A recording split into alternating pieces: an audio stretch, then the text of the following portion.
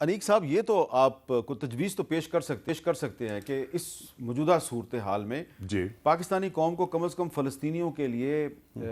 کیسے ان کو اکٹھا کیا جائے، متحد کیا جائے اور کیسے ان کی مدد کی جائے؟ جی کیسے مدد کی جائے نا، دیکھیے میں آپ کی خدمت میں عرض کر رہا تھا، بلکہ یہ ابھی جو بات ہوئی کہ چیزیں بھجوائی جائیں، امداد بھجوائی جائے، ایڈ کی دی جائے،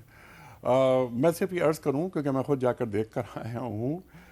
بہت اچھی خواہش ہے، جذبہ بہت اچھا ہے، لیکن وہ ایڈ اندر تو جانے دیں۔ 200 ٹرک روز درکار ہیں،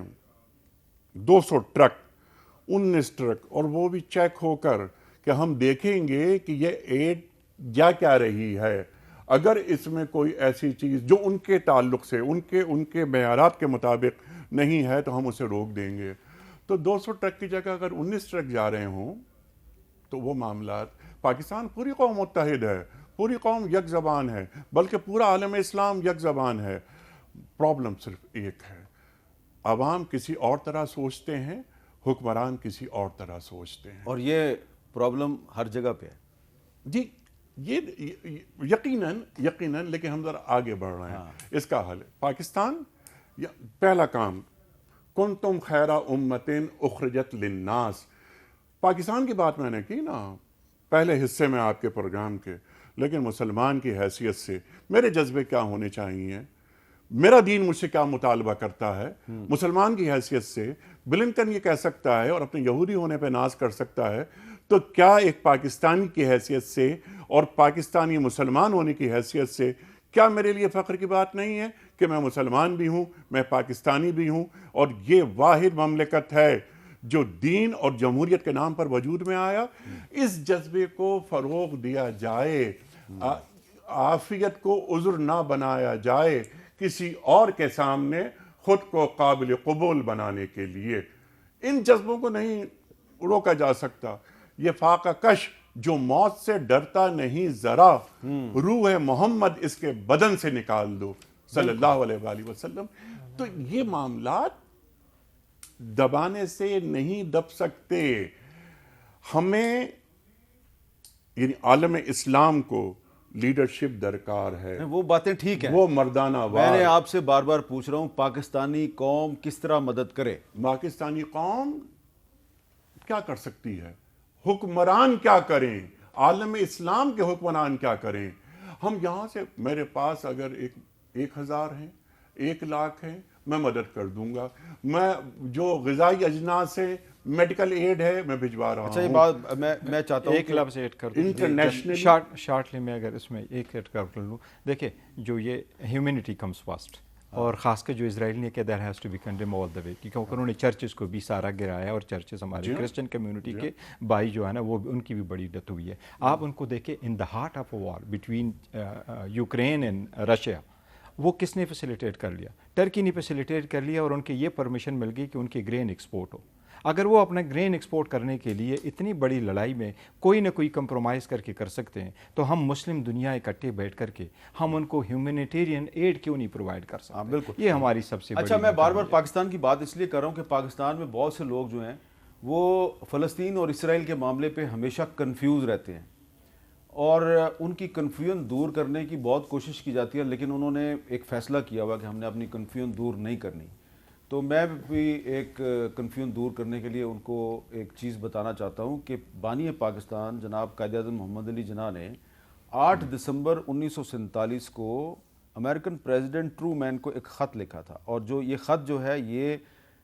اصفہانی صاحب جو پاکستان کے سفیر تھے امریکہ میں، انہوں نے by hand U S state department کو پہنچایا تھا۔ یہ خط جو ہے، یہ میں جس وقت آپ کو سکرین پہ دکھا رہا ہوں، یہ امریکن اسٹیٹ ڈپارٹمنٹ کی جو ویب سائٹ ہے، یہ وہاں سے ہم نے نکالا ہے، اور اس خط میں قائد اعظم محمد علی جناح نے کیا کہا؟ Muslim world has received a terrible shock owing to the most unfortunate decision of the United States organisation to enforce partition of Palestine, یعنی کہ پارٹیشن آف پیلسٹائن جو ہے وہ قائد اعظم کو قبول ہی نہیں تھی۔ اور آگے چل کے انہوں نے کہا this decision is ultra vires of the United Nations charter and basically wrong and invalid in law, قبول ہی نہیں کیا اس کو۔ اور پھر انہوں نے آگے جا کے جو ہے اس کی ایک بڑی زبردست بات یہ کی ہے کہ in the long run the very people for whose benefit this decision is taken, the Jews who have already suffered terribly from Nazi persecution will, I greatly fear, suffer most of this unjust course is pursued. Moreover, the decision presents a great danger to the world. اور آگے انہوں نے کہا true مین سے کہ آپ اس کو reverse کرنے کے لیے کوشش کریں اور مڈل ایسٹ میں کبھی پیس نہیں ہوگا. یہ قائد اعظم کی پریڈکشن ہے. انہوں نے ڈویژن آف پیلسٹائن, فلسطین کی تقسیم کو بالکل تسلیم نہیں کیا. کچھ لوگ بات کرتے ہیں پاکستان میں ٹو اسٹیٹ سولوشن, جو کہ یونائٹڈ نیشنز کی ریزولوشن کے مطابق ہے, لیکن اس پہ کبھی ہماری پارلیمنٹ میں ڈبیٹ نہیں ہوئی. رانجھا صاحب, کیونکہ آپ پارلیمنٹ کے ممبر رہے ہیں, آپ کو یاد پڑتا ہے کبھی ڈبیٹ ہوئی ہو ٹو اسٹیٹ سولوشن پہ؟ نہیں جی, اس طرح بہت کم, بلکہ میں ایز اے پارلیمنٹیرین یہ کہتا ہوں کہ بڑا انفارچونیٹ ہے کہ ہم اس طرح کی جو اہم ڈبیٹس ہوتی ہیں بعض دفعہ جو انٹرنیشنل ایشوز کو انوالو کرتی ہیں, ہم ان کو ایک طرف رکھ کے کئی جگہوں پہ تو انٹرنیشنل ایشوز, خیر یہ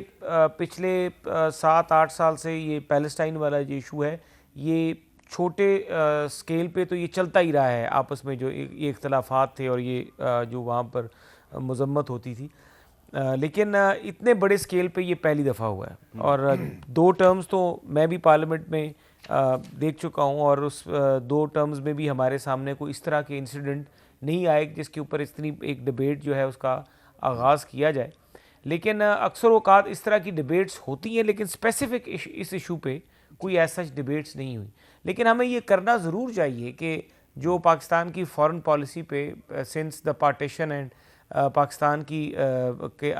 قیام کے عمل سے لے کے آج تک جو بھی ہماری اس طرح کی کورسپونڈنسز ہوئی ہیں ان کو بالکل نکال کے ایک اسٹریٹجی بالکل ہماری فارن افیئرس کی جو کمیٹی ہے اس میں ریزالو کرنا چاہیے, اس کو دوبارہ سے ری انڈورس کرنا چاہیے, ری ہیمر کرنا چاہیے, تاکہ ایک مستقل بنیاد پہ جو کمیونیکیشن کا سلسلہ ہے وہ انٹرنیشنلی طور پہ کمیونیکیٹ ہو. کیونکہ یہ جو آج آئی ایس پی آر کا اسٹیٹمنٹ ہے نا, اس سے تو 2 کنکلوژن میں نے نکالے ہیں کہ اگر chief of the army staff مطالبہ کر رہے ہیں کہ جو اسرائیل نے کیونکہ اجازت دی ہے امریکہ کو کہ وہ القدس شریف میں اپنی ایمبیسی بنائے, لیکن یہ اسٹیٹمنٹ مطالبہ کر رہی ہے کہ ایک آزاد فلسطینی ریاست کا دارالحکومت القدس شریف ہونا چاہیے. اس کا مطلب ہے کہ آپ القدس شریف میں امریکی سفارت خانے کو تسلیم نہیں کرتے. تو یہ ایک بڑی اہم بات, بہت اہم بات ہے جی, یہ بہت آپ کچھ کہنا چاہتے ہیں؟ جی جناب, میں بہت اچھی بات آپ نے کی, بلکہ جو لیٹر آپ نے بھی پڑھوایا نا یہ بہت اہم. یہ قائد اعظم محمد علی جناح رحمۃ اللہ علیہ یہ پاکستانیوں سے مخاطبت کر رہے ہیں نا, اگر اس کا کینوس بڑا کر لیا جائے اس لیٹر کا, یعنی اب عالم اسلام مخاطبت ہو رہی ہے قائد اعظم کی. قائد اعظم یہ فرما رہے ہیں کہ یہ جو اسرائیل ہے یہ ایک ناجائز بچہ ہے, نمبر 1. نمبر 2, جوڑا جائے لمحہ موجود سے کہ جو لوگ اسرائیل سے دوستی محبت کی پینگیں بڑھا رہے ہیں ان کو بھی قائد اعظم کے اس خط سے کچھ سبق لینا چاہیے, اور ان کو ایک میسج یہ بھی ہے قائد اعظم کا کہ وہ اپنے فیصلوں پر ریوزٹ کریں.